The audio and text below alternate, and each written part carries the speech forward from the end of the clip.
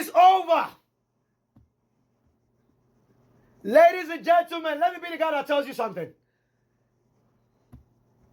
Empoli are going to the Serie A.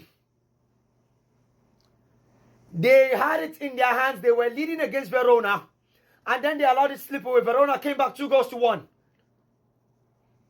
Venezia also took the lead against Juventus. They could not keep it. Juventus, by the way, that win means that they are playing the Champions League next season. Monza were already in the Serie A about 2 or 3 weeks back. So they don't count. But in the fight for European football, let me tell you that Lazio came into tonight's fixture. Lazio came into this game against Lecce. All they had to do was get a point. And they were guaranteed of Europe. But they failed to do that. Fiorentina have won against Udinese. Fiorentina are going back to the Conference League. They finished 6th. Lazio finished 7th. They come way too close. And they have just let it go. They've been in the mix all season long. And on the final night, on the crowning piece, complete the act. They failed to do that. Claudio Ranieri on his say goodbye game.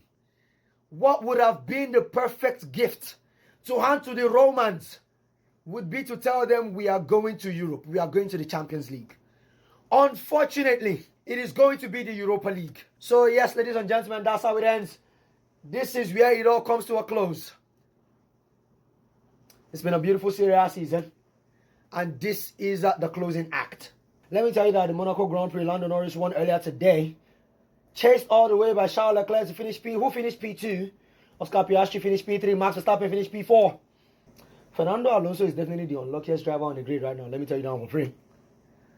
McLaren look like they're steaming their way, of course, into the championship. But who will win the Drivers' Championship is a different conversation. By the way, of course, you know that this week, later this week, the Tour Bus World Hit is the third leg of a European triple header right there. It goes to Spain. The Spanish Grand Prix is coming next.